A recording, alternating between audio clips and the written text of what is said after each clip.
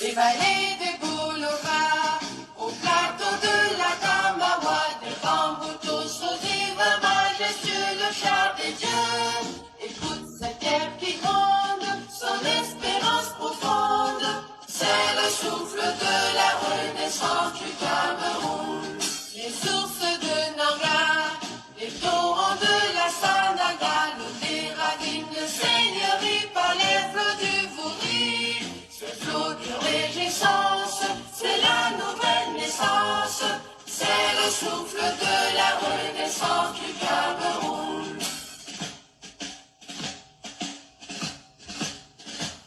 Sur les Manekoupa, sur les crêtes de Rebouba, marque ça qui nous caresse, Picoussi dans les graisses. Ces armadans qui chantent, ces mots sont triomphantes, c'est le souffle de la renaissance du Cameroun.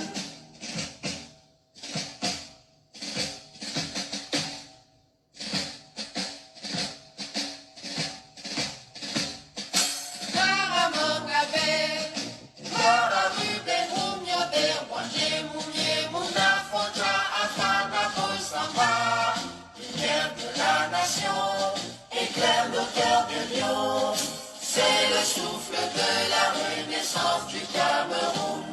De toute série abattoirie de Bakassi à Kéossi, unis par le précieux ruban des noces de Fumba. Des enfants tout amour, la nuit précède le jour, sur les sillons de la renaissance du Cameroun. Salut à tout le monde, salut, salut. Salut. Frères et sœurs ensemble, pays des indomptables, sur les sillons de la renaissance. Bonsoir Véronique, bonsoir maman, bonsoir. Ensemble, prenons le vivre ensemble, sur les sillons de la renaissance du Cameroun. Terre de mes ancêtres, que j'aime de Chouba. Je m'engage sur les sillons de ta renaissance. Bonjour Anne-Marie. Pour ta progéniture, je Salut Christian, salut. sur les sillons de ta renaissance, sur les sillons de la renaissance du Cameroun.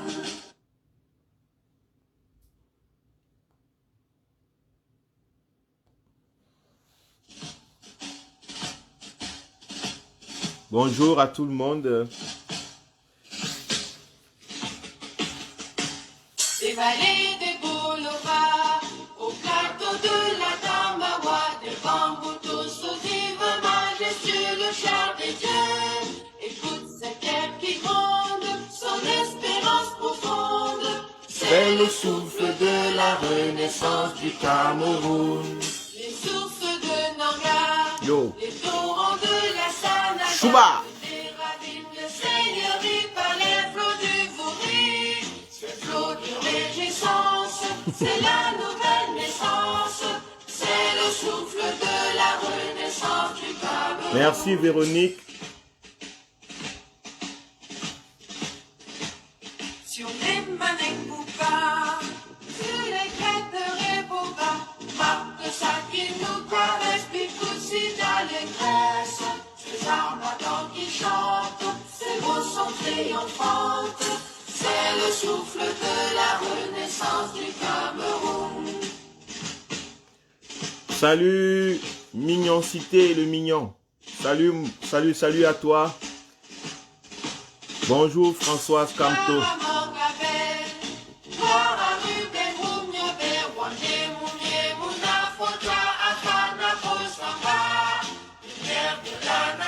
Jean-Marie Wako, mon grand frère, bonjour.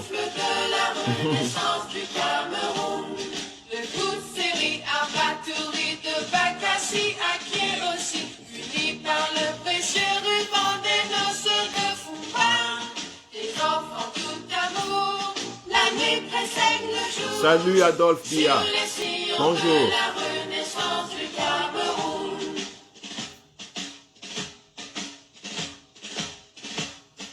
Frères et sœurs ensemble, pays des indomptables, Sur les sillons de la renaissance du Cameroun.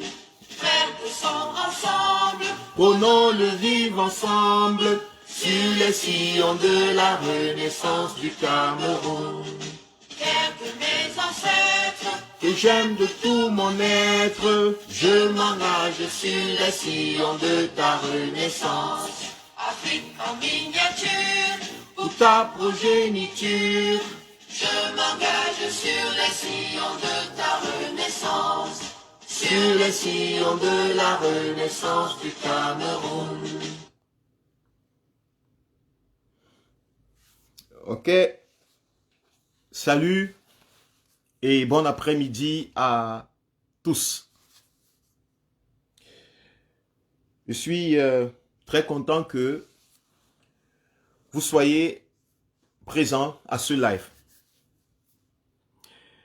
Mon nom c'est Mbeka Laurent et ça c'est pour mes camarades de classe qui me cherchent, pour des gens qui m'ont cherché depuis, qui ne me trouvaient pas et qui ne savaient pas si c'était moi parce que ma tête leur dit quelque chose.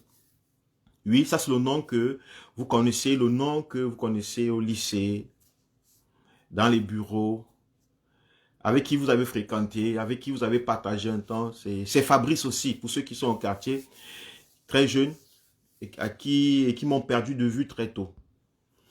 Mais sinon, je me suis fait un nom particulier parce que je suis d'avis que chacun d'entre nous, à un certain moment de sa vie, se donne une certaine identité, veut créer une certaine identité individuelle.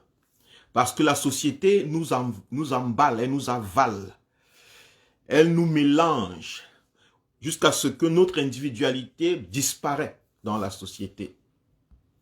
Nous sommes beaucoup traînés par la masse, nous sommes beaucoup menés par, on fait ce que tout le monde fait, on va où tout le monde va, on mange ce que tout le monde mange, on vote les partis politiques que tout le monde vote. Donc, finalement, on est dans la société nous broie en tant qu'individu. Et parce que la société nous broie en tant qu'individu, nous refoulons beaucoup de choses qui sont personnelles, qui sont individuelles. Et moi, donc, très jeune, j'avais déjà choisi un nom qui m'est particulier. Certaines circonstances. Kwale Mbeka. Kwale, en fait, à ma langue maternelle, c'est Kwali. Kwali, c'est l'amour. Pourquoi l'amour? Sûrement parce que j'étais pubère et je ressentais toute la puissance, toute la force de la puberté. Les hormones, la soif, l'envie d'être aimé, d'aimer quelqu'un, d'aimer le sexe opposé particulièrement. Et je me suis donné cette identité parce que quelque chose m'attirait. Donc l'amour, Kwali, c'est l'amour. Mais j'ai pas voulu mettre ça en ma langue maternelle de peur que les parents se disent « Ah, tu t'es donné un nom, pas toi, c'est pas ton nom. » Donc, pour ne pas avoir des discussions avec des gens, j'ai ajouté un A-Y. Donc, Kwale. Kwale, donc, Kwale Mbeka, c'est le nom avec lequel je me présente en tant que... C'est un nom artistique. Dans tout ce que je fais. La politique, pour moi, c'est de l'artiste, c'est de l'art. La musique, c'est de l'art. L'expression, c'est de l'art. Et quand je veux m'exprimer, si je veux écrire quelque chose, et quoi, quelle qu'en soit cette chose, j'utilise donc ce nom-là, qui est très particulier et qui a une très grande importance pour moi. Individuellement, pas pour mes parents forcément, pas pour mes amis forcément, pas pour mes voisins, mes oncles, mes tantes, pas pour le Cameroun, pas pour les bureaucrates et consorts, mais pour moi, c'est très important. Donc, je suis Camerounais, je suis né au Cameroun, je suis né dans une ville qu'on appelle Akom 2. Akom 2, c'est dans le sud, c'est quelques kilomètres de Kribi et... je suis un enfant du Cameroun. J'ai vécu 24 ans au Cameroun.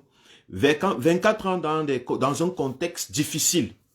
Bon, le contexte n'était pas difficile premièrement. Bonjour Lormic. Le contexte n'était pas difficile au départ.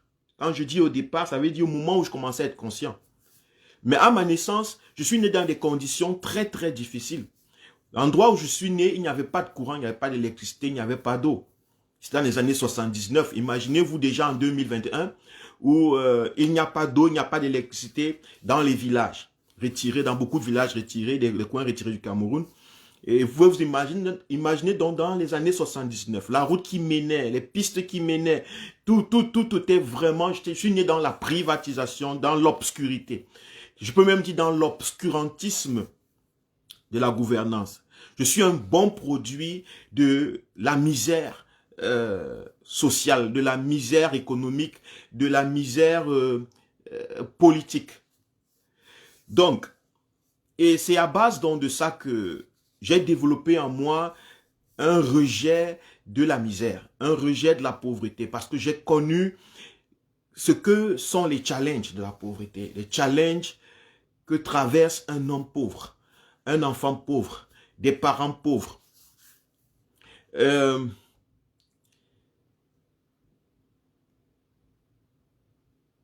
J'ai vécu des expériences, comme tous les autres Camerounais, des expériences difficiles. J'ai vu des autres aussi vivre des expériences tellement difficiles, des personnes que j'aime, des personnes qui me sont proches, des personnes qui me sont éloignées, des amis, qui vivent aussi des moments très très difficiles et des expériences très difficiles, des gens qui sont morts de maladie, des gens qui sont morts de beaucoup de choses, des accidents que je nomme inutiles. J'avais dit que des accidents qu'on pouvait éviter, des maladies qu'on pouvait soigner, et ainsi de suite. J'ai perdu beaucoup de membres de la famille. Et c'est comme ça qu'au fur et à mesure, j'ai développé ce rejet de ce qui n'est pas, ce qui ne fait pas prospérer, ce qui n'est pas beau, ce qui n'est pas esthétique, ce qui n'est pas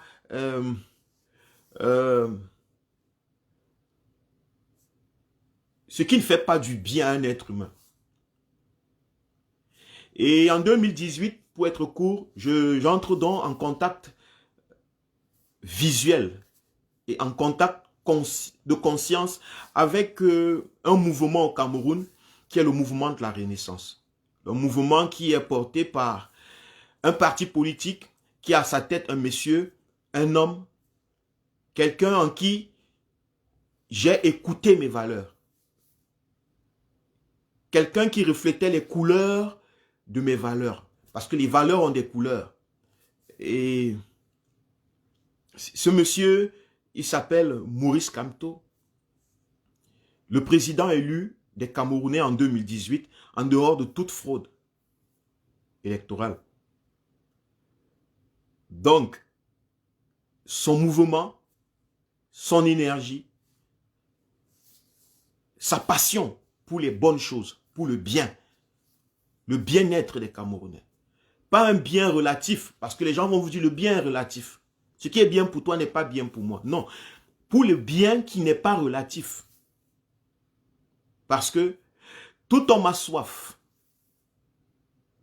Et lorsque tout homme a soif, étancher sa soif est un bien. C'est indiscutable. C'est indiscutable. Tout homme a faim. Quand on a faim, chercher à manger, c'est indiscutable. Tout homme cherche à manger lorsqu'il a faim. Ou mange lorsqu'il a faim, s'il a mangé. Lorsqu'on est malade, quand le corps est malade, la guérison, chercher la guérison, le corps demande la guérison. Donc chercher la guérison, c'est un bien pour le corps. Quel qu'en soit l'homme que tu es, même les animaux, bien qu'ils ne soient pas conscients de ce qu'ils font, mais quand ils souffrent et ils sont conscients, ils ressentent la souffrance. Ça se voit. Cherchez à tuer une poule ou un porc, vous allez ressentir. Quoi? Donc, Maurice Kamto, ce que j'ai trouvé de particulier à cet homme, c'est par rapport aux autres politiciens, c'est le fait que le président élu Maurice Kamto s'attaque aux fondamentaux de l'humain. Il ne cherche pas à faire de la politique, il ne parle pas des choses rêvasses, des choses d'un rêve, je ne sais pas quoi, d'une chose qui n'existe pas. Il vous dit, regardez Vous avez faim, vous avez soif. Regardez, vos routes ne fonctionnent pas. Regardez, il n'y a pas de justice ici. Les droits de l'homme ne sont pas respectés. Parce que tout être humain dans le monde veut que ses droits soient respectés.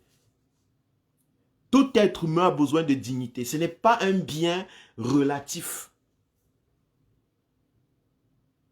Ce n'est pas le genre, soit que le bien relatif. Ce n'est pas ce genre de bien. Maintenant, si on veut savoir si le ndolé me plaît, si ça te plaît, si cette musique te fait du bien, si celle-là ne te fait pas du bien, si être homosexuel te fait du bien, ça c'est relatif. Mais les fondamentaux, c'est que tu sois homosexuel, que tu sois hétérosexuel, que tu sois, je sais pas quoi, blanc, que tu sois noir, que tu sois rouge, que tu sois camerounais, que tu sois béti, que tu sois bamileke, que tu sois Aoussa, que tu sois je ne sais pas quoi, de l'Est, peu importe. Que tu sois du Sud, Boulou, peu importe, tu as besoin de dignité humaine, du respect de ton humanité. C'est ça qui m'a plu là-bas. Parce qu'il est resté dans ce point. Il n'a pas divagué dans les philosophies politiques.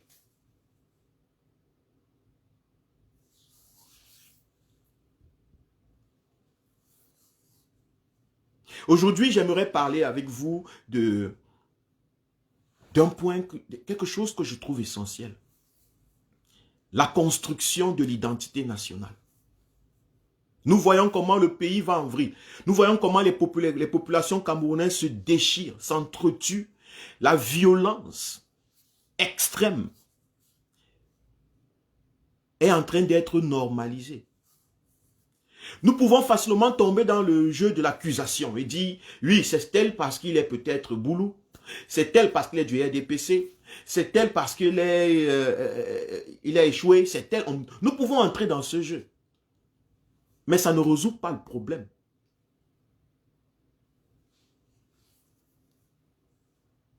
Ça ne résout pas le problème. Nous pouvons accuser le régime. Le régime peut nous accuser. Mais ça ne résout pas le problème. La violence, la souffrance, la précarité est présente, elle augmente, elle s'accentue.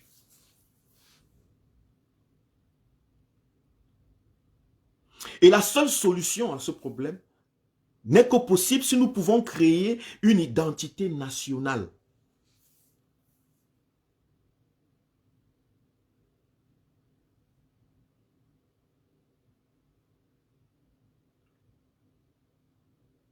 Personne ne veut être tué. Personne, quelle qu'en soit la personne, personne ne veut mourir. Si vous voyez quelqu'un qui veut mourir, c'est ce qu'on appelle un suicide. C'est qu'à dire que la personne ne va pas bien. Vous ne verrez jamais une chèvre qui dit mais je vais me suicider. Vous ne verrez jamais un chien, un singe, un chimpanzé vouloir se suicider. Il n'y a que les hommes qui commencent à avoir l'impression que la vie ne vaut pas la peine, qu'ils doivent se suicider parce que ça ne vaut même pas la peine de vivre. Donc si vous voyez quelqu'un qui atteint le point où tuer, se faire tuer est une option, ça veut dire qu'il y a un sérieux problème. Parce que personne de normal, tout être qui fonctionne normalement, qui a ses cellules nerveuses qui fonctionnent, ne veut se tuer. Tout le monde veut survivre. Si nous vivons aujourd'hui, si nous existons aujourd'hui, c'est parce que nos parents ont voulu survivre. C'est parce que nos parents ont existé. C'est parce que nos parents ont existé que nous vivons.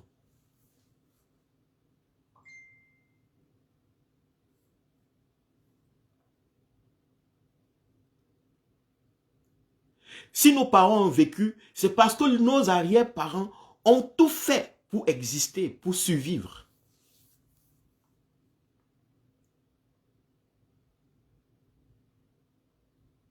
Si le maïs que vous semez dans vos champs, à quelque part dans le champ, au sud, au nord, à l'est, je ne sais pas où, Si ça produit l'épi, c'est parce que dans le programme de la nature, la survie, l'existence, la perpétuelle existence est de nature. L'envie d'exister, la nature veut se perpétuer, pardon. Elle veut se perpétuer, c'est naturel. On veut tous se perpétuer, c'est-à-dire qu'on veut tous exister à vita aeternam. Nous sommes conditionnés par l'instinct de survie. Donc personne au départ ne veut mourir, bien que la mort est naturelle. Et je pense même que c'est pour cela que beaucoup de personnes font les enfants. Faire les enfants, c'est un peu comme continuer à vivre, même lorsque je vais mourir. À travers ces enfants, on leur donne nos noms, on leur donne, on donne le nom d'un nom. Tu vois, on a toujours cette idée qu'on continue à vivre, même lorsque nous mourrons. Parce que quelque chose en nous veut vivre. Donc l'instinct de survie est la force qui organise tout dans la vie. Il faut d'abord qu'on intériorise ça, qu'on intègre ça. Dans tous les domaines, hein, que ce soit dans la politique, lorsque vous créez quelque chose, lorsque quelque chose a été créé, a été formé, l'instinct de faire survivre cette chose est naturel. Cette chose automatiquement veut survivre, veut continuer. Le RDPC veut continuer. C'était l'UPC. C'était quoi? Avant, le RDP, c'était quoi? Quelque chose comme l'union de... Quoi? Après, on a transformé ça en RDPC. La philosophie qui a construit le parti au départ veut continuer, veut se perpétuer. Ceux qui ont adhéré au RDPC veulent continuer à gouverner. Ils veulent que l'UNC, merci, ils veulent que le parti survive. Le MRC, pareil. Le MRC veut survivre dans le temps politique camerounais. L'UNDP, le PURS, tout le monde. Je vous ai dit qu'on voulait survivre même en faisant les enfants. Quand vous vous mariez avec une femme, vous voulez que votre mariage survive aux intempéries des relations. Personne ne se marie avec l'idée que ça va mourir demain. Non. Même lorsqu'on sent que ça peut mourir demain, on préfère garder l'idée que ça va survivre. C'est pour ça que le mariage a continué à fonctionner dans toutes les sociétés. Même les sociétés qui ont abandonné les systèmes de dot et quoi que ce soit, le mariage est resté parce qu'il a pu survivre pendant des millions d'années. Il y a quelque chose de fondamental qu'il faut regarder à l'intérieur.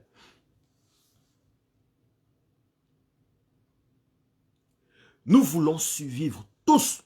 Lorsque nous cherchons un boulot, un emploi, nous prenons la mer, nous traversons la mer, nous courons tous les dangers. Nous voulons survivre en tant qu'humains. Lorsqu'on a faim, on cherche à manger. En fait, on sait que si on ne mange pas, on meurt. Faites ce petit exercice. Vous prenez vos doigts et serrez votre nez.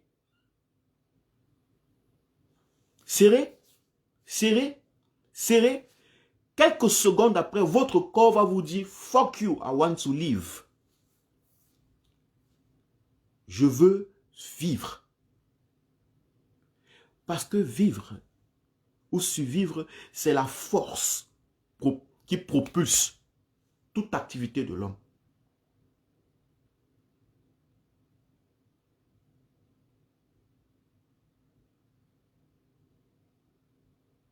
Toute activité, la recherche du fond en fait, c'est la recherche de la survie. Que ce soit vos religions, que ce soit vos traditions, que ce soit vos rites, que ce soit vos habitudes culinaires, vos habitudes de vie, C'est parce que vous voulez survivre dans votre environnement que vous avez imaginé, créé, façonné ces habitudes de vie. Voilà pourquoi quelqu'un qui vit au nord n'a pas les mêmes habitudes de vie que quelqu'un qui vit au sud. Voilà pourquoi quelqu'un qui vit à l'est ne croit pas en ce que quelqu'un qui vit au sud croit. Voilà pourquoi les rites traditionnels ne sont pas pareils. Parce que ça dépend de l'endroit où tu vis et des défis que tu rencontres. Et ce sont ces défis, ces challenges qui te permettent de trouver des solutions qui seront soit peut-être pour toi adéquats à tes problèmes particuliers dans ta région, dans ta zone. Il n'y a rien de divin dans la culture. Il n'y a rien de divin dans la religion. Il n'y a rien de spirituel dans ça. Ce sont des méthodes de survie que les peuples ont développées et d'autres ont développé et ont réussi à les imposer aux autres. C'est tout. Il n'y a rien de spécial dans tout ce que l'être humain fait. Il n'y a rien de Dieu là-dedans, de ciel, non. C'est quelque chose qui est ancré, dont nous ne pouvons pas donner le nom. Mais nous ressentons cette force, l'envie de survivre. Voilà pourquoi même nos religions, même nos traditions, tous nos rituels, tout ce que nous faisons, nos cultures, tout. Vous allez voir que ça a toujours trait à la nourriture, à la protection. Lorsqu'on va voir les ancêtres, c'est pour que les ancêtres nous ouvrent les portes dans nos affaires, dans nos cultures, qui fassent en fait qu'on puisse récolter beaucoup cette année-ci, le maïs, le manioc, on leur donne pour qu'ils nous aident dans les affaires, qui nous donnent la santé, qui nous protègent dans les difficultés de la vie. Vous voyez que toutes les prières et toutes les demandes tournent autour des choses qui vont nous faire survivre. Ça veut dire que nous sommes même prêts à... Il n'y a rien de spécial dans ça que survivre.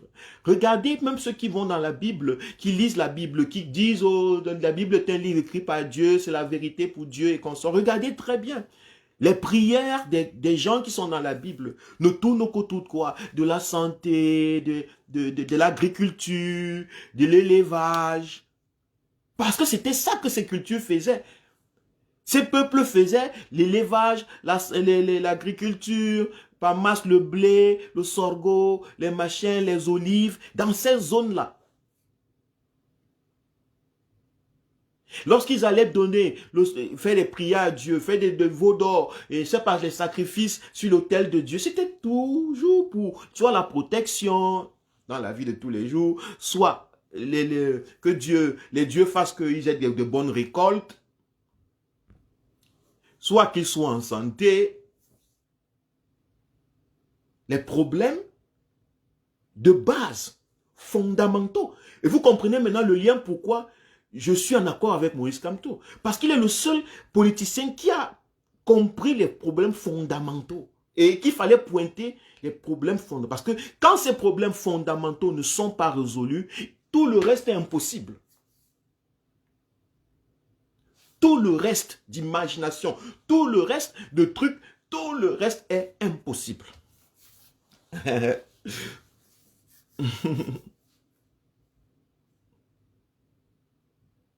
Et même lorsqu'on croit, je crois en telle chose, je crois en moi, je crois en Dieu, je crois aux ancêtres, je crois en Satan, je crois en rien. Les croyeurs, remarquez que même la croyance est un moyen de survie. Tu crois parce que tu ne comprends pas ton environnement. Tu ne le maîtrises pas. Parce que tu n'as pas la compréhension de ce qui se passe vraiment autour de toi. Et il n'y a personne pour te guider. Il n'y a personne pour te dire ce que tu dois faire. Il n'y a personne pour te dire ce que tu ne dois pas faire. Tu es dans un univers où tout le monde veut quelque chose de toi, tout le monde veut t'arracher quelque chose, tout le monde veut t'éliminer, tout le monde veut survivre, tout le monde se bat pour quelque chose. Alors dans la peur, dans l'impuissance, tu crois au moins, si tu n'as personne pour te protéger, parce que ton papa tu es déjà une grande personne, quand tu es petit, quand tu es bébé, c'est ton papa qui te protège. Ce sont tes parents qui te donnent à manger. Ce sont tes parents qui te donnent à manger, qui te donnent à boire, qui te donnent qui te font te coucher. Dans te trouver le lit, qui se battent pour toi s'il y a l'école, qui t'envoient à l'école.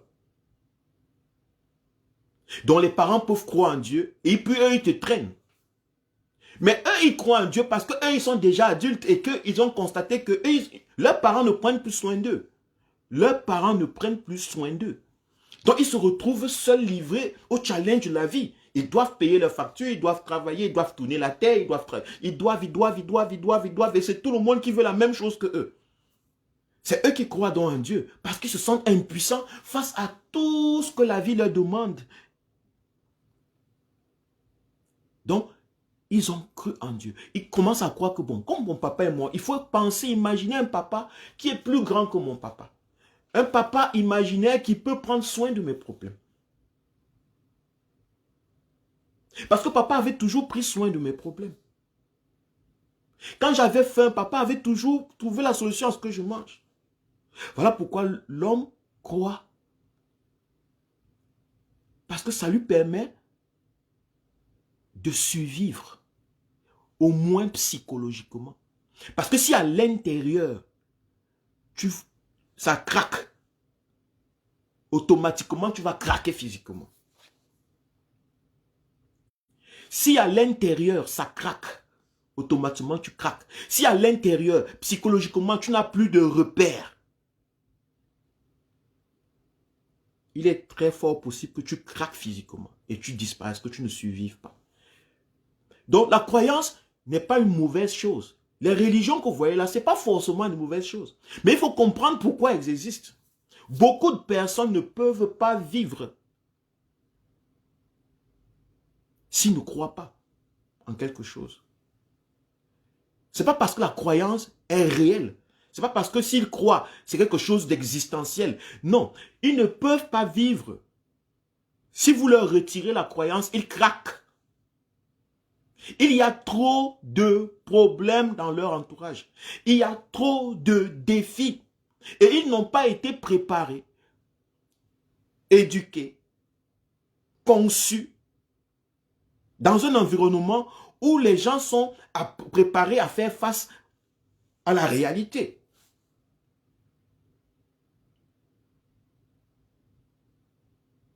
Donc les gens croient, pas parce que ça change leur vie existentielle. Ce n'est pas parce que s'ils croient, il y aura l'eau. Non. Ce n'est pas parce que s'ils croient, il y aura la nourriture. Non. C'est parce que s'ils ne croient même plus en quelque chose, il ne va pas survivre.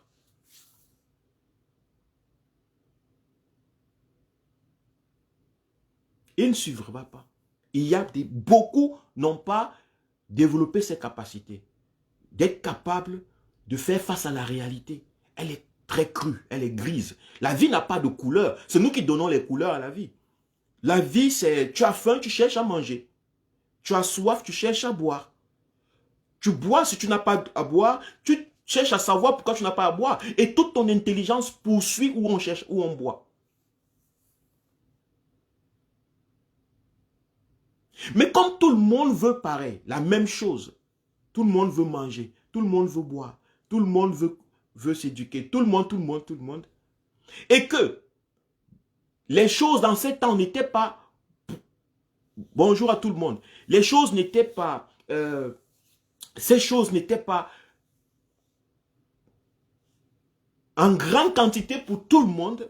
Il y a des personnes qui se sont arrangées à penser que il ne faut pas que, il faut qu'on donne aux gens une idée qu'ils peuvent manger sans manger. Ça veut dire qu'ils auront l'espoir qu'ils vont manger. Il faut créer de l'espoir qu'il va manger quand même. Que s'il ne mange pas aujourd'hui, qu'il garde l'espoir que demain il va manger. Parce que s'ils n'ont pas cet espoir, ils vont tous craquer. Il fallait donc créer des idées qu'un Dieu qui est au ciel peut te donner à manger, que s'il nourrit les oiseaux, il fait ceci, il va te donner à manger, et pourquoi pas toi?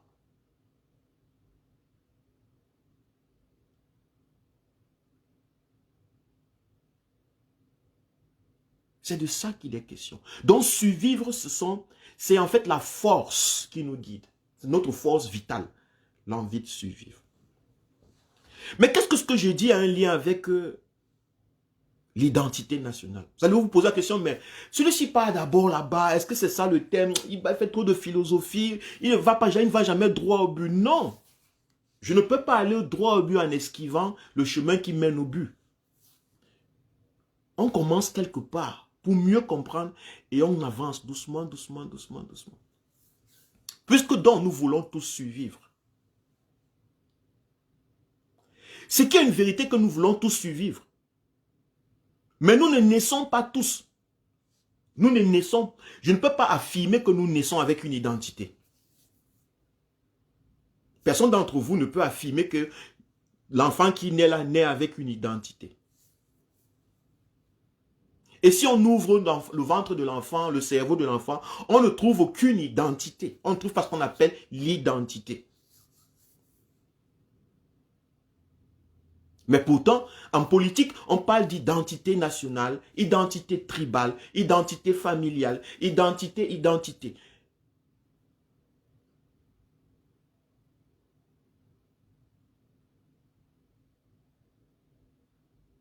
Ça veut dire que l'identité est une construction avec le temps. C'est une construction. L'identité n'est pas innée. On apprend à s'identifier à quelque chose. On apprend à s'identifier à quelque chose. Nous nous sommes identifiés à nos parents parce que nous sommes restés aux alentours de nos parents, parce que nos parents ont fait des choses qui nous ont donné la sensation que ces choses nous aidaient à survivre. Puisque ce qui est sûr, même l'enfant veut survivre, puisqu'il est un être humain, et qu'il est dans la vie, il veut survivre. C'est automatique, ça, il naît avec cette énergie. Et tout ce qui lui permet de survivre, devient sa force d'attraction, ça l'attire.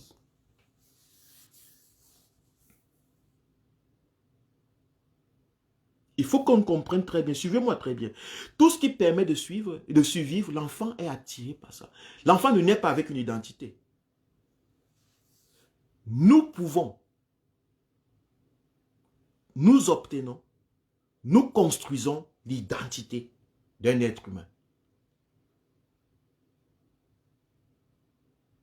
Vous allez voir pourquoi des gens qui sont avec vous à Yaoundé, qui quittent Yaoundé et se retrouvent à Paris, et ils sont d'autres personnes. Et lorsqu'ils parlent avec vous, vous qui restez à Yaoundé, vous avez l'impression qu'ils ont changé.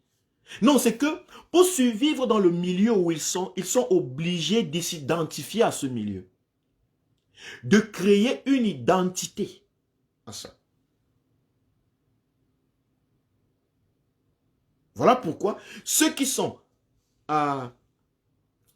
aux États-Unis ont une identité américaine. Ceux qui sont à Paris ont une identité française. Ont une façon de parler. Quelque chose, façon de faire, de manger, des habitudes culinaires, des habitudes, je ne sais pas quoi.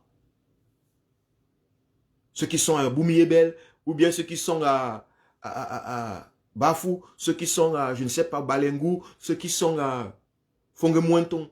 Excusez-moi de mal prononcer les noms, mais dans le nord, dans le Nozo, pardon, ou bien dans le nord Cameroun, nord à l'est, vous allez voir, c'est des personnes avec des identités différentes. Donc, l'identité se construit. Elle commence par l'identité familiale. L'enfant, on lui donne à manger. La nourriture le fait survivre. La personne qui lui donne à manger, il s'identifie à la personne comme étant la personne qui veut que je survive. Et c'est cette envie de survivre qu'il appelle l'amour.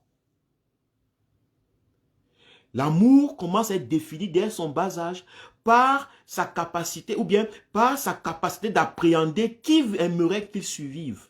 Qui est celui qui lui permet de survivre. L'enfant, automatiquement, crée une identité familiale. Il se reconnaît en cette famille. Il se reconnaît en ces gens. Il se reconnaît en ces personnes. qui parlent, qui le regardent. Il commence à les appeler papa, maman. Et s'il a des frères et des sœurs, il voit comment ils sont en train de manger, ils sont en train de faire des choses, maman leur donne à manger. Il voit que c'est un groupe de personnes qui veulent survivre et qui sont en train de survivre. Ainsi de suite. Lorsqu'il sort de la maison, il va dans le quartier, dans la cour du village. Il voit que beaucoup d'autres enfants, beaucoup d'autres personnes comme lui parlent la même langue, l'appellent mon fils.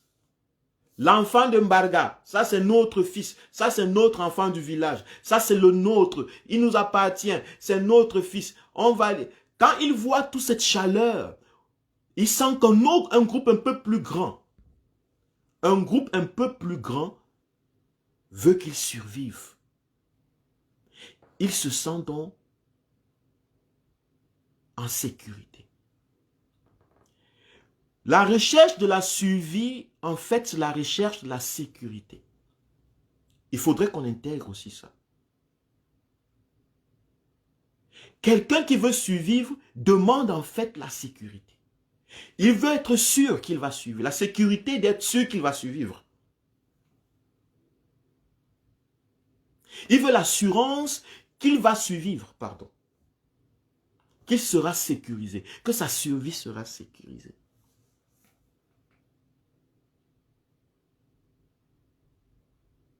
Donc, comme la survie est donc le point de départ et que tout être humain recherche la sécurité, comprenez donc que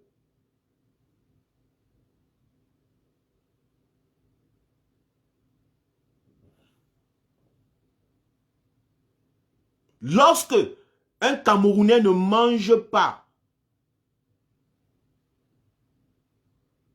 le premier aspect de la sécurité, de la sécurité que l'homme recherche, c'est la nourriture. La nourriture. Si vous voulez qu'un Camerounais commence à avoir l'impression qu'il est en sécurité au Cameroun et qu'il va survivre, il faut que le Camerounais mange. Il faut que le Camerounais sente que le Cameroun veut qu'il mange.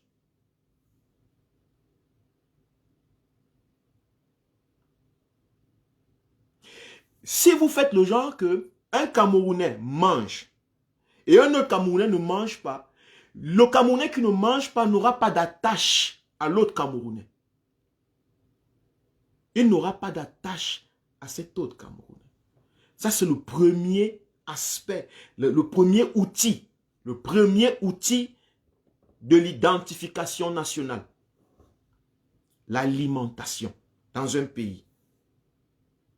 S'il n'y a pas d'auto-alimentation, allô Leute, s'il n'y a pas la capacité des Camerounais de manger à leur aise, il sera très impossible de créer une identité nationale dans l'esprit des Camerounais.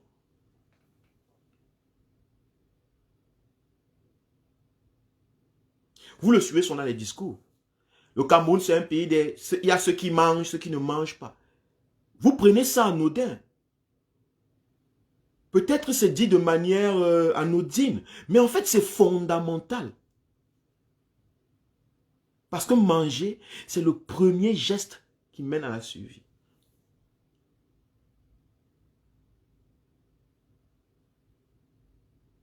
Le deuxième point, c'est la création,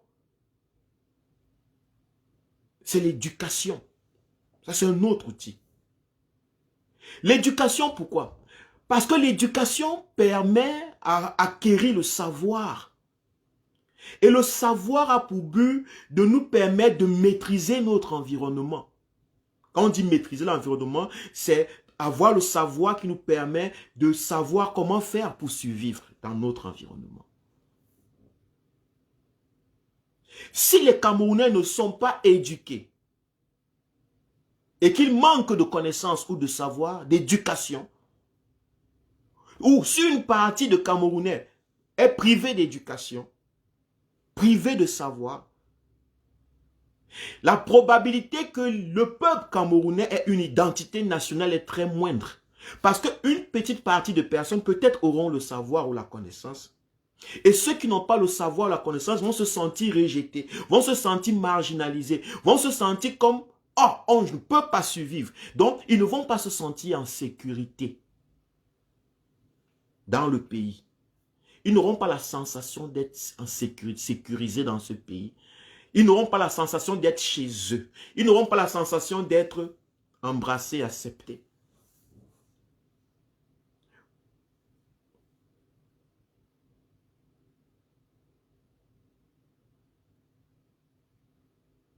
Un autre outil, c'est la santé. La santé parle de la survie d'un être humain. Donc ça attaque les fondamentaux de cet être humain. Si un Camerounais ne peut pas se soigner lorsqu'il est malade,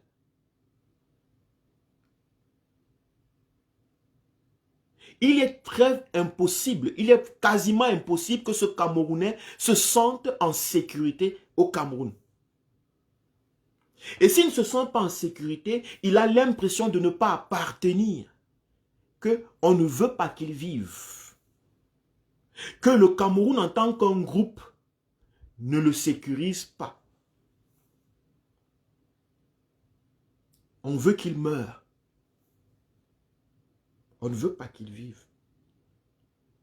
La santé, donc, dans un pays, la qualité des services de santé, la qualité des soins de santé médicaux est un facteur très important dans la création de la nationalité, l'identité nationale.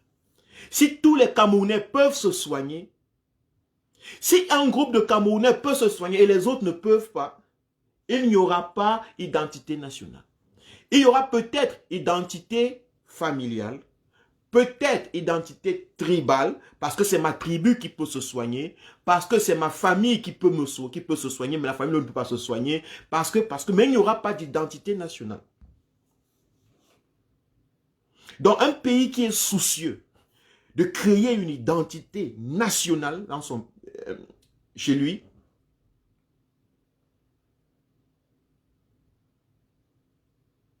doit pouvoir se rassurer qu'il donne de la santé, ou il permet la santé à toutes ces populations, les moyens de santé. Il y a un autre point, c'est la justice.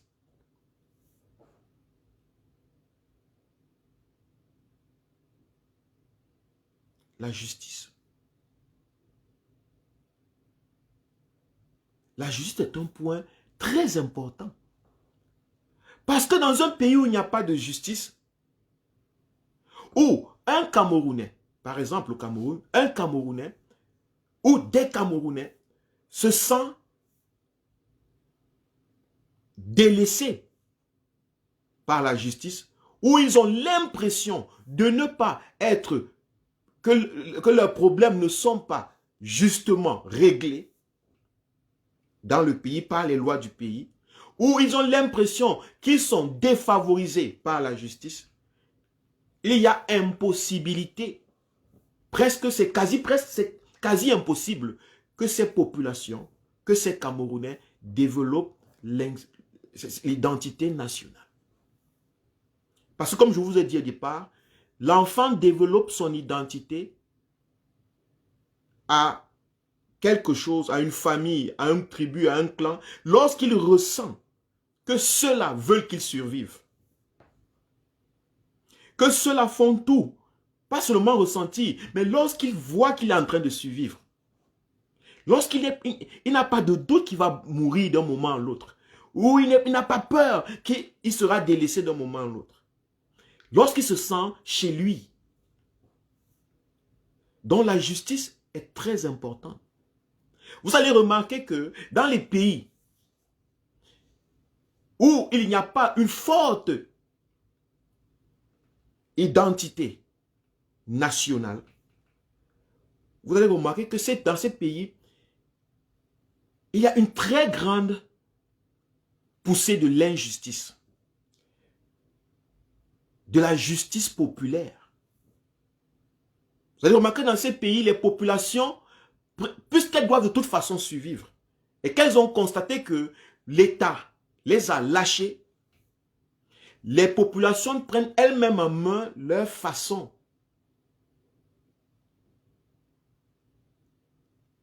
La façon la plus barbare, puisque de toute façon l'État était là pour que nous sortons de la barbarie. Pour que nous ne gérons pas nos difficultés, nos défis, nos challenges de façon animale. S'il n'y avait pas un État, un gouvernement, les êtres humains seraient encore des barbares. Il ne faut pas sous-estimer l'importance d'un gouvernement dans la création des sociétés. Le gouvernement, en fait, a pour but de réguler l'instinct barbare. Parce que même les chèvres, les lions, les animaux, les hyènes, les serpents veulent survivre. Mais regardez comment les serpents et les lions se comportent dans la forêt. Lorsque vous regardez, vous dites que putain, mon frère, ça c'est grave, mon frère, là-bas. C'est la jungle.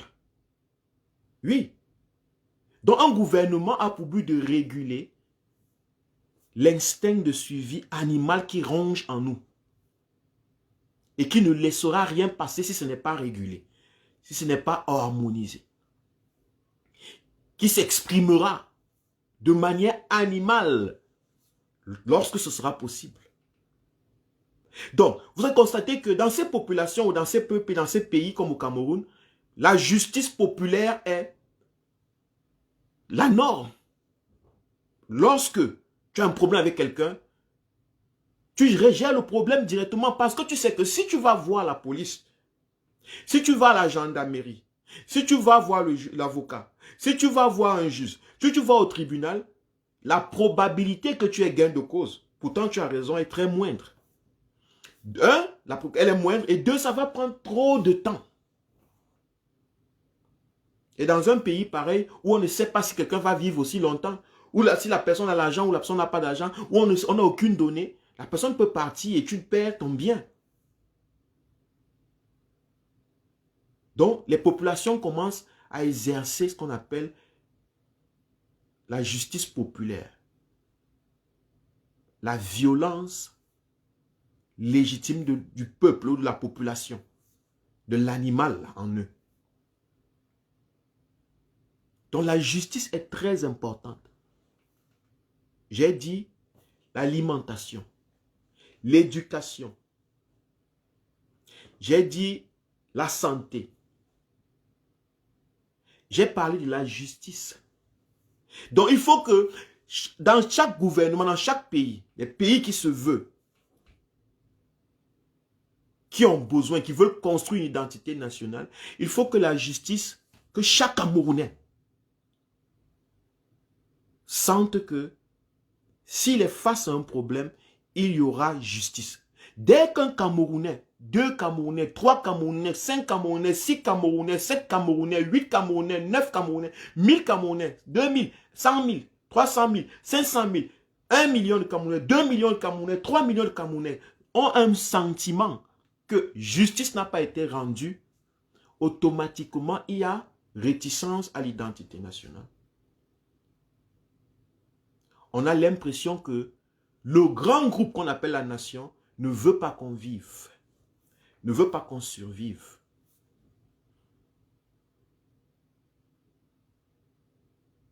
Ça peut aboutir à des manifestations violentes, à des guerres civiles, si vous voyez au Cameroun.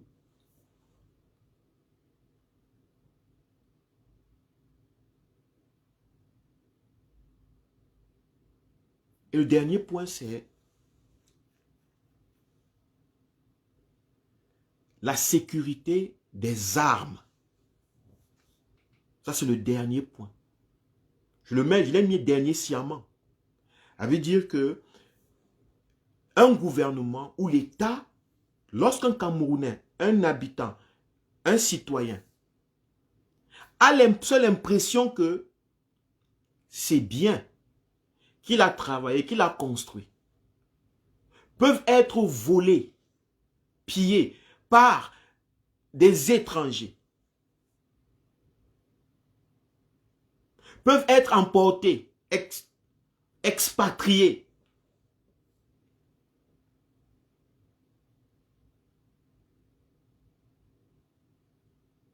Il est très difficile, mais quasi impossible que ce Camerounais développe l'identité nationale. Parce qu'il se dit, je travaille, je fais des efforts, je produis quelque chose. Et c'est les autres qui profitent. Donc ça veut dire qu'ils veulent que je meure. Ils ne veulent pas que je survive. Donc un État, un gouvernement est obligé, qui veut développer une identité nationale, est obligé d'avoir une armée forte, nationale. Pas qui tue ses propres militaires, ses propres populations. Pas qui maltraite. Parce que si un Camerounais, si des Camerounais, 200, 300, 1 million, 600 000, 2 millions, 3 millions, 4 millions de Camerounais sentent que les armes qui sont pour les protéger leur richesse sont tournées contre eux, ils ne peuvent pas développer une identité nationale. Pourquoi? Parce qu'ils se diront, ces gens ne veulent pas qu'on survive.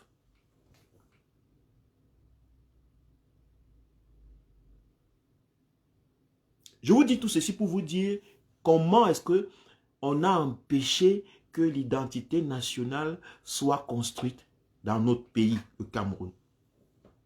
La première des choses qu'on a fait, on a détruit la capacité des Camerounais de s'auto-alimenter.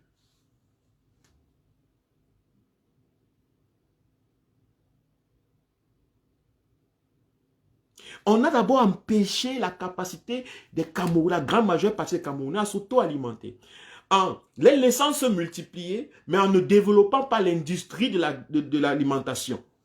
Ce qui fait en sorte qu'on a très peu qui est produit, une grande quantité qui est produite, mais qui va à la poubelle, ça veut dire qui est détruite, parce qu'il n'y a pas de route pour transporter, il n'y a rien, il n'y a rien, il n'y a rien, il n'y a rien. On n'a pas construit les routes, c'était sciemment fait. Détruire d'abord la capacité du Camerounais à pouvoir s'alimenter. En fait, on a tué l'enfant au berceau. On a créé la peur constante de tu vas mourir d'un moment à l'autre. Cette idée que je vais mourir d'un moment à l'autre, l'endroit où je ne suis pas sûr de manger. Voilà comment les Camerounais se sont retirés. Ils n'ont pas confiance. Ils n'ont pas confiance en l'État, en la nation. Ils ne conçoivent pas que la nation est quelque chose de grand qui lui veut du bien. Après, on leur a l'éducation, on a brisé, cassé l'éducation du peuple camerounais, des jeunes Camerounais. Remarquez les écoles, regardez la structure des écoles qu'on vous présente. Regardez la structure, comment c'est structuré. Regardez comment c'est formé. Regardez les enseignants. Regardez tout ce qui part avec l'éducation. Regardez comment c'est mal en point. Parce qu'un homme qui n'est pas éduqué, qui n'a pas la connaissance, ne peut pas développer une identité nationale. Il ne peut pas. Parce que la connaissance lui permet de survivre dans la nation. L'éducation, c'est des méthodes, c'est la science qui lui permet de se trouver, d'apprendre, de développer des aptitudes à survivre dans la nation. Si tu lui retires ça, il aura l'impression que tu ne veux pas qu'il vive. Tu ne veux pas qu'il survive. Donc, il ne pourra pas te prendre comme quelqu'un de chez lui, quelqu'un qui est pour lui. Il ne pourra pas s'identifier à toi, comme quelque chose d'aimable, comme quelque chose qui veut le protéger, qui veut prendre soin de lui. On a détruit la capacité des Camerounais de se nourrir, détruit la capacité camerounaise de s'éduquer, détruit la capacité camerounaise de se soigner. Ça veut dire que, je ne suis pas en train de dire que la santé, c'est le rôle de l'État. Non.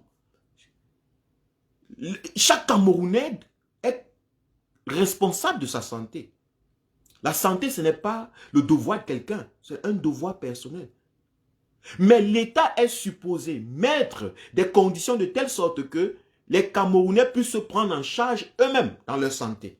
Donc, il y a l'éducation qui est une part de ce rôle, où on apprend aux Camerounais, l'enfant camerounais, à bien se tenir, à bien vivre, à manger sain, à bien se comporter, à faire le sport, pour que lui-même il prenne en charge sa santé, ce qui va diminuer le taux de maladies et de problèmes de santé. Mais même lorsque un problème de santé arrive, l'État est supposé mettre en place des structures qui encadrent la santé des Camerounais. Mettre à l'intérieur toutes les facilités pour qu'un Camerounais, quel qu'en soit son bord, quelle qu'en soit sa région, quel qu'en soit l'endroit où il se trouve, puisse se dire, they love me. Je vais vivre. Je vais vivre. Ils veulent que je vive. Même si je meurs, c'est que c'était la volonté de Dieu. Mais il y avait tout pour que je vive.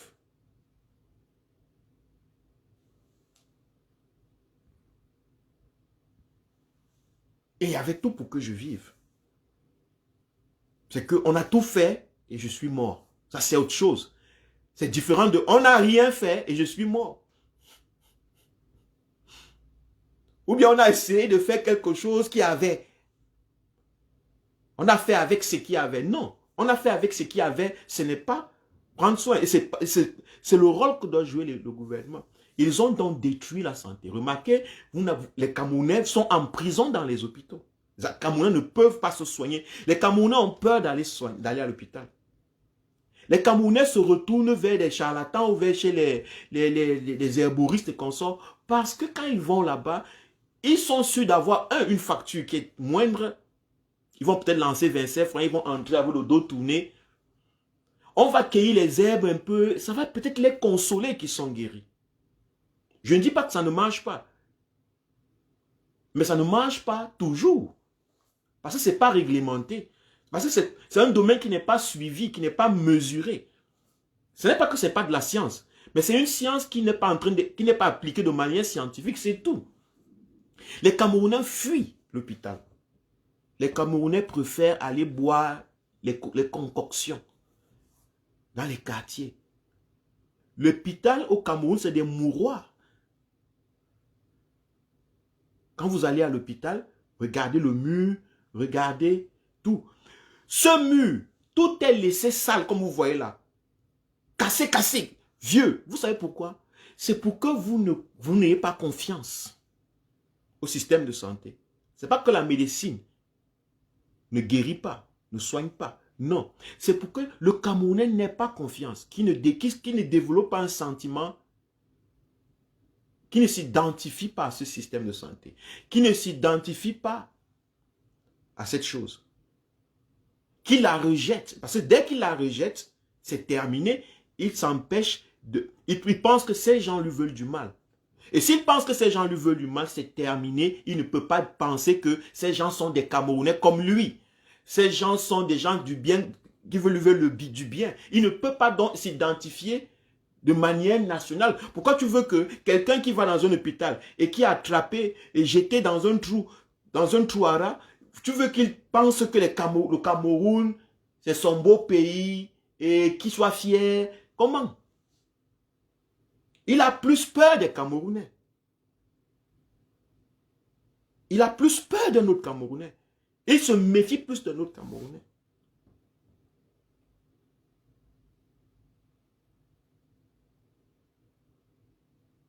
Lorsque tu vas à l'hôpital au Cameroun, en général, quand vous allez dans les hôpitaux, vous voyez, vous avez l'impression qu'on veut vous tuer.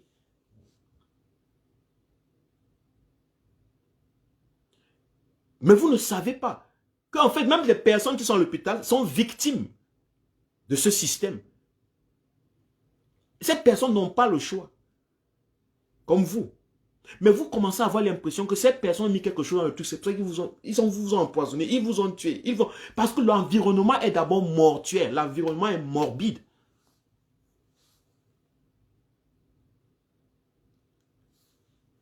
L'environnement est morbide. Et dans un environnement morbide, les gens ne développent pas la sensation de faire partie de cet environnement. Les gens ne s'identifient pas comme étant à cet environnement comme étant quelque chose de bien. Parce que je vous dis encore au départ, c'est survivre. Prenez le départ, l'instinct de survie. comme étant la force de la vie. Vous allez comprendre tout le processus. Et puis j'ai parlé de la justice. J'ai parlé de la justice. Où la justice est simplement...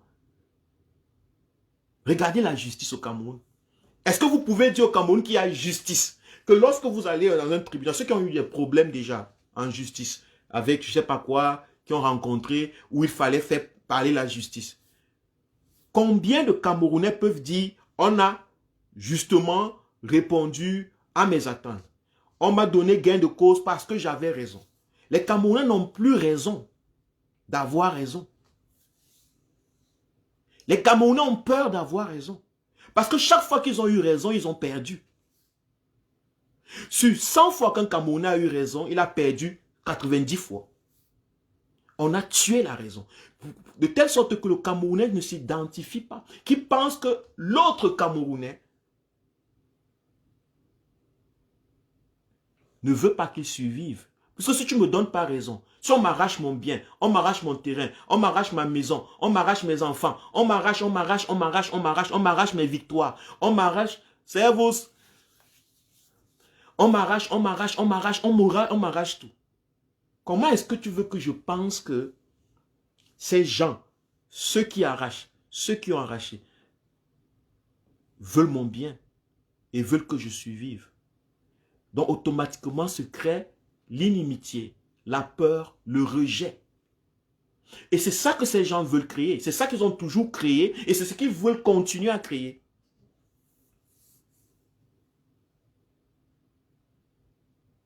Ils veulent que vous rejetez. Parce que si tu rejettes le procureur, monsieur Atangana, qui a pris une décision stupide, dès que tu le rejettes, tu ne t'associes plus, tu ne vois plus monsieur Atangana comme quelqu'un qui veut te faire du bien.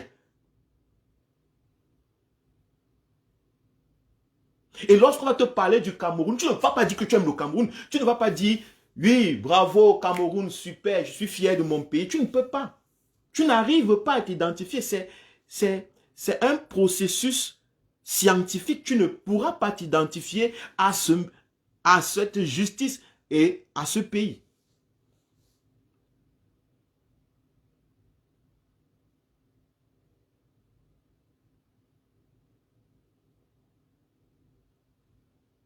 Tu ne pourras pas.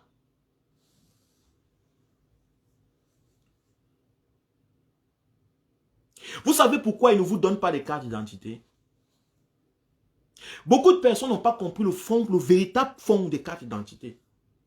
Écoutez bien comment on appelle ce nom. Carte d'identité.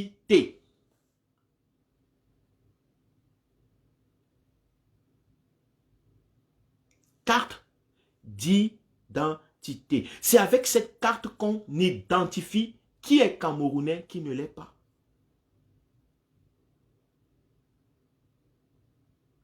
C'est à travers ces cartes qu'un Camerounais, le rôle de la carte d'identité, ce n'est pas simplement pour montrer à la police.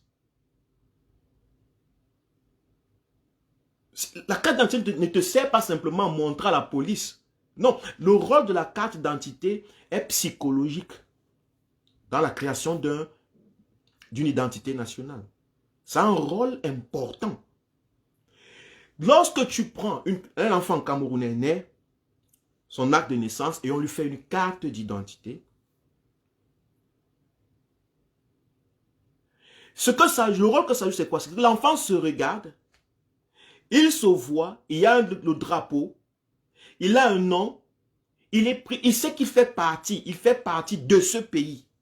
Il est compté comme un élément, un habitant, un capital de ce pays, un homme de ce pays. Quand il a une carte, ça fait, psychologiquement déjà, il dit, j'appartiens à ici, à cet endroit.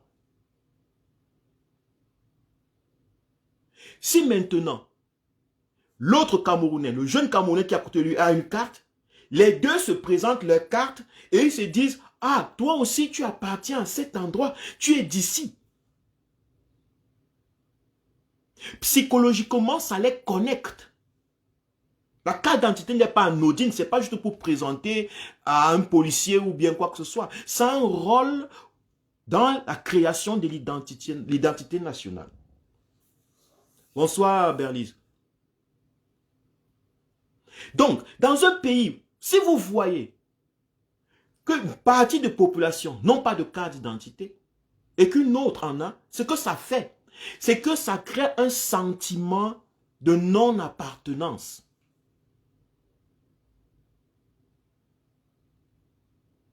Tu vois un Camerounais qui a une carte d'identité, un autre qui n'en a pas, les deux se placent. Les faveurs sont accordées à celui qui a la carte d'identité parce qu'il peut faire son dossier, il peut déposer son dossier, il peut.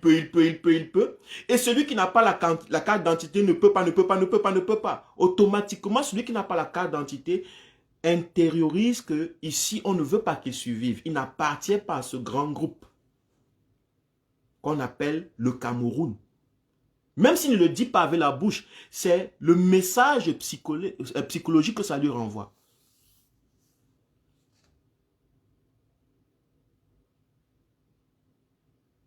C'est pas pour rien que les pays que vous voyez puissants, forts,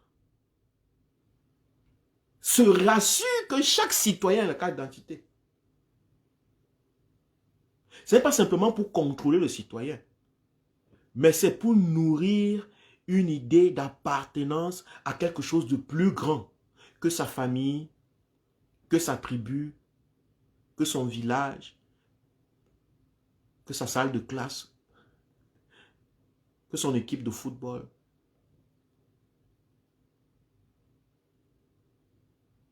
Voilà pourquoi ils ne vous donnent pas à tout le monde les cartes d'identité. Parce qu'ils ne veulent pas créer ce lien psychologique qu'une carte peut jouer, ce rôle.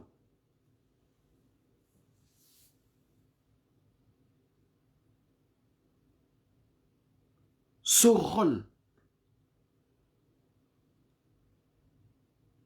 Ils ne veulent pas qu'il y ait une identité, que chaque jeune Camerounais qui marche en route chante qu'il est Camerounais.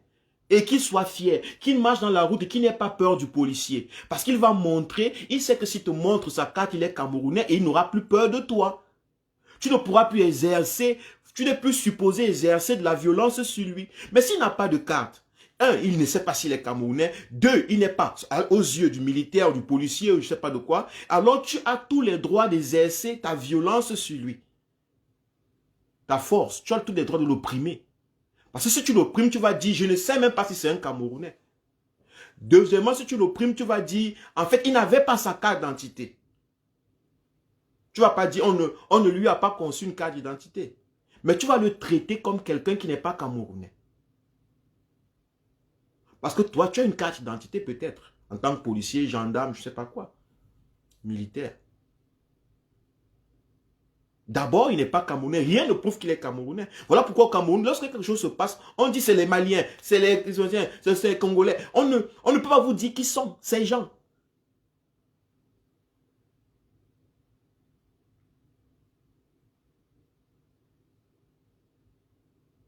On ne peut pas.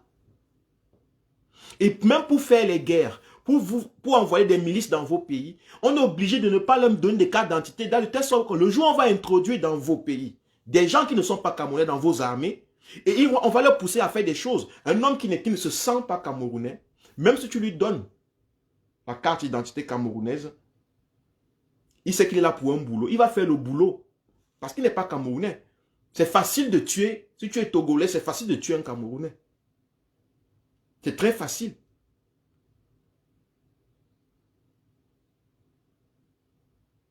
Donc on peut remplir votre armée des personnes qui ne sont pas des Camerounais. Et qui vous maltraitent tous les jours. À qui on donne des noms. Voilà pourquoi tous les autres aspects, ça c'était juste un petit truc que je voulais vous présenter sur la carte d'identité.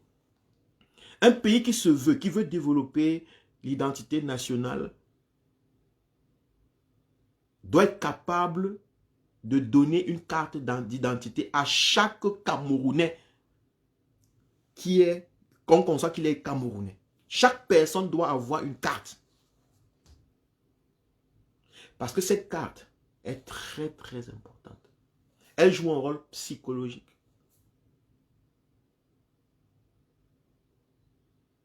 Cette carte est porteuse de beaucoup d'avantages.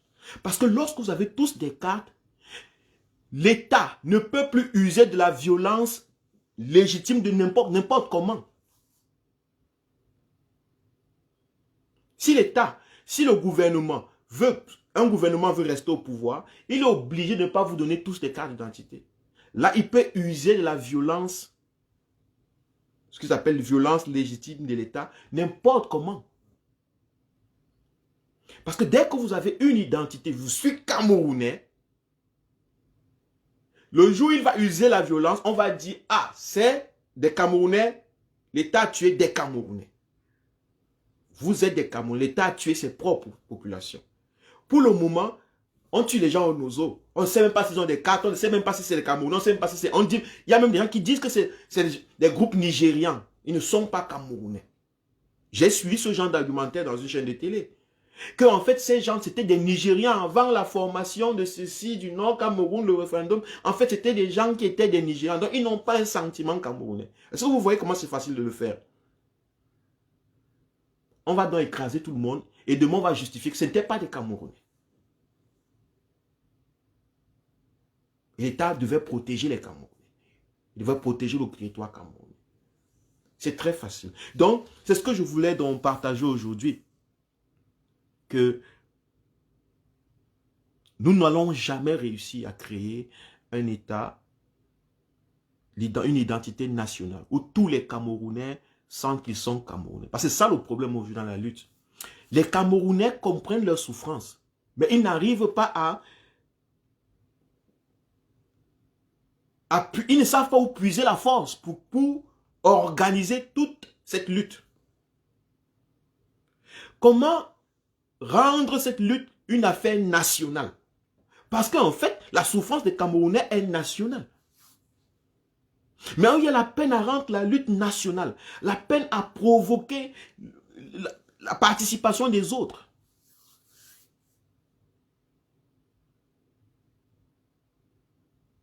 Pourquoi? Parce qu'on a détruit les piliers de l'identité nationale. On a cassé. Le tribalisme, c'est simplement une conséquence de tout ça. Un homme qui pense que les autres ne lui veulent pas du bien devient automatiquement tribaliste. Un Camerounais d'une tribu qui pense que les autres tribus ne lui veulent pas du bien, parce qu'on lui a retiré tout, on lui a retiré l'éducation, c'est parce qu'il n'est pas éduqué qu'il pense que les autres Camerounais sont des ennemis. On lui a retiré la nourriture, c'est parce qu'il ne mange pas. Ou bien il mange tellement peu que il doit éviter les autres pour être sûr qu'il va manger le peu qu'il y a à manger. Il doit dire que les autres, il doit chasser, il doit éliminer les autres. On lui a éliminé la santé, il est malade. Il y a un seul hôpital au village, il y a 3 lits. Et puis il y a 2 Bamileke qui sont au village. Et lui, il est le seul Boulouké au village. Mais il y a 3 lits, il y a un seul médecin. Il va automatiquement dire qu'il faut sauver d'abord le Boulou parce que c'est ton frère, c'est ta maison. Et le médecin Boulou ne va pas réfléchir rationnellement dans ces conditions. Les millions d'années d'évolution d'identité tribale vont prendre le dessus. C'est automatique parce que il est en train de mourir. Vous mettez 3 Camerounais, un nordiste, un du centre, un de l'ouest. Vous mettez un médecin et il y a un seul lit, il y a un seul appareil.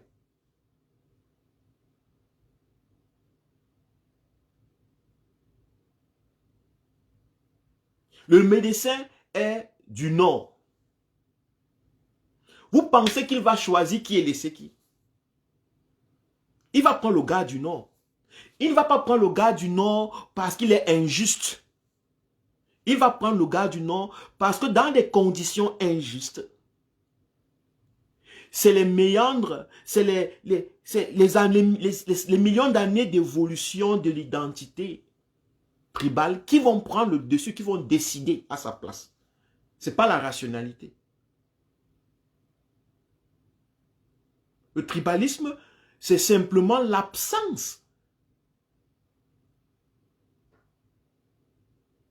C'est l'absence de la nourriture, donc de l'alimentation, l'absence de l'éducation, l'absence de santé, des moyens de santé, l'absence de la justice.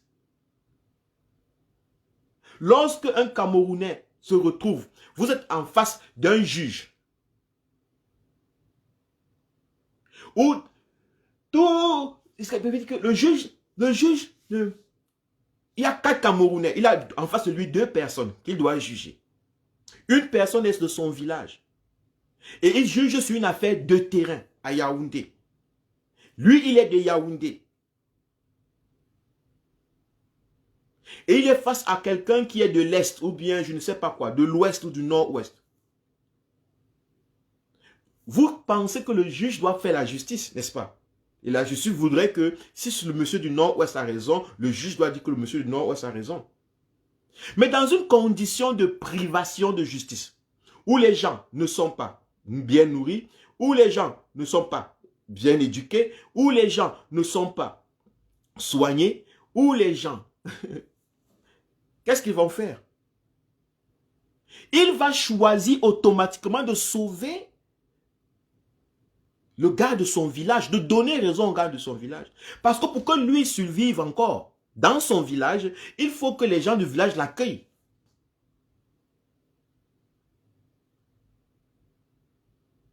Il faudrait que les gens du...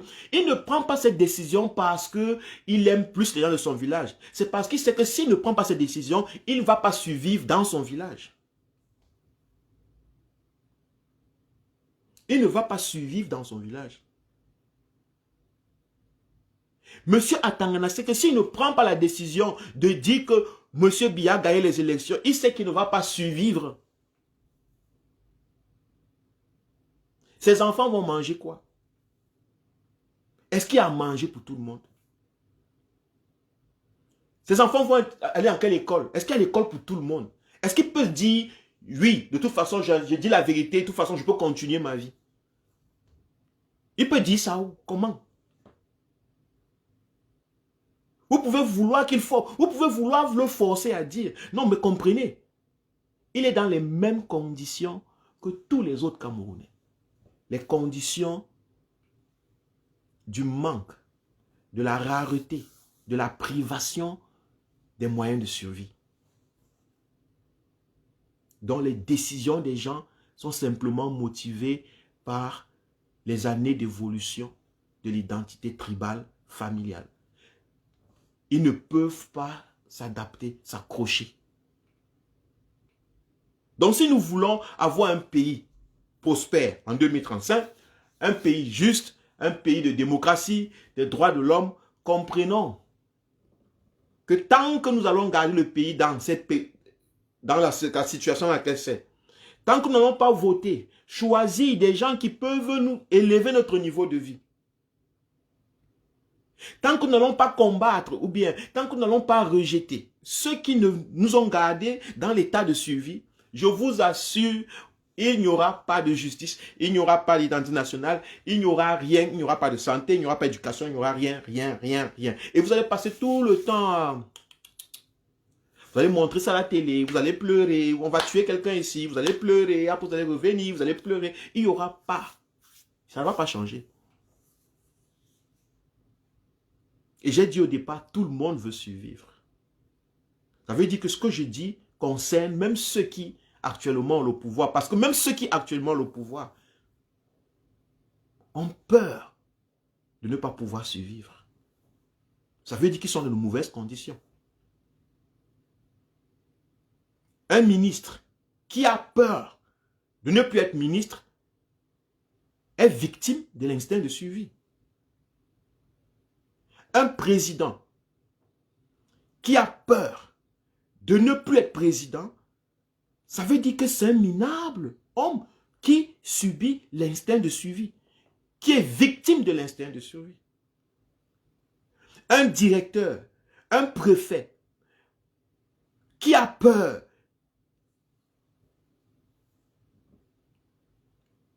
de ne plus être préfet, de ne plus être directeur, de ne plus ici, de ne plus avoir tel avantage, c'est quelqu'un qui souffre énormément. Ça veut dire qu'il a le même problème qu'un homme, un Camerounais, qui a peur de perdre ses biens. D'un Camerounais qui a peur de ne plus manger, de ne pas avoir de quoi manger. D'un Camerounais qui n'est pas ministre, mais qui a peur de ne pas pouvoir se soigner. D'un Camerounais qui n'est pas ministre ou directeur, qui n'est pas président, mais qui a peur de ne pas pouvoir éduquer ses enfants. Ça veut dire que le Cameroun est dans une situation animale, une situation de stress incommensurable, une situation de misère ampérique. Tout le monde au Cameroun est sous l'oppression. Tout le monde, même ceux dont vous croyez qu'ils ont la liberté de faire quoi que ce soit. Remarquez bien, leur liberté est motivée par la peur de ne plus pouvoir.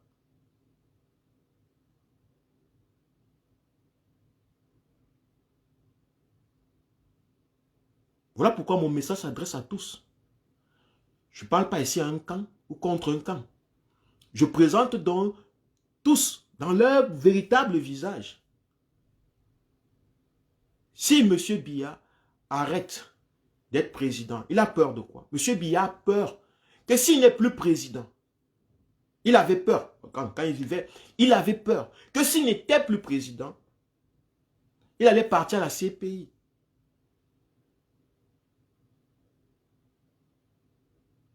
Il n'aura plus l'immunité.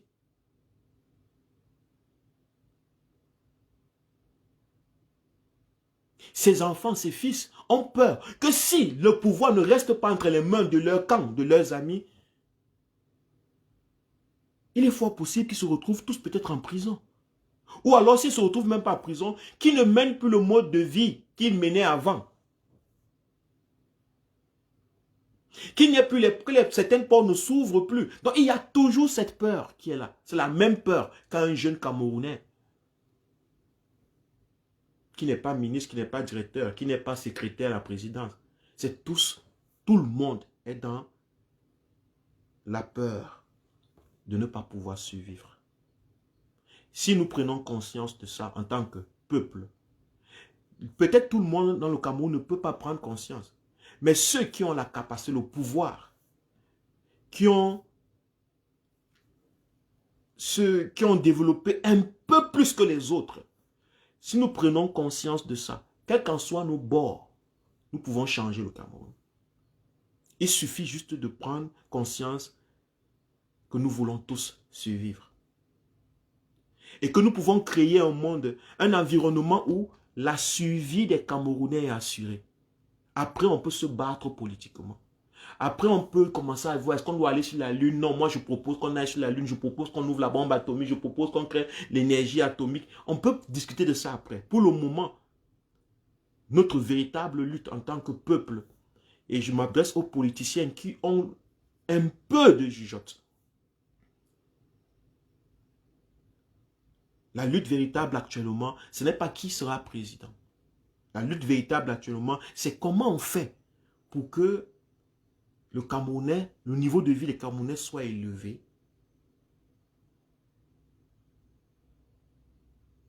Et que l'instinct de survie ne prenne plus le dessus dans leurs décisions, le dessus dans leur prise de décision, dans tout ce qu'ils font. Pour le moment, nous sommes enfoncés tous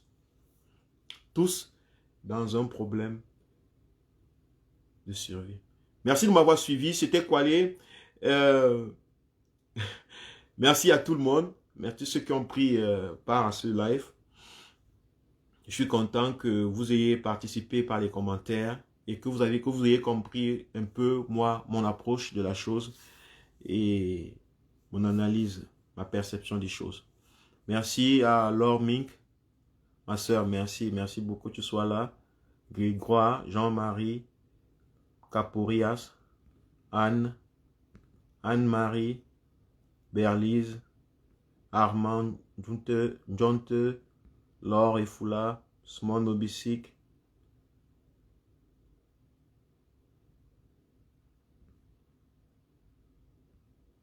Alexis Pejin, Véronique Tindo, merci, merci, merci beaucoup. Colette Mimé, merci à tous les amis. Brigitte, Medo, merci. Merci beaucoup. Joseph, mon camarade, merci à tout le monde. Donc, on se dit donc, bonne soirée à tout le monde pour la prochaine fois. Ciao.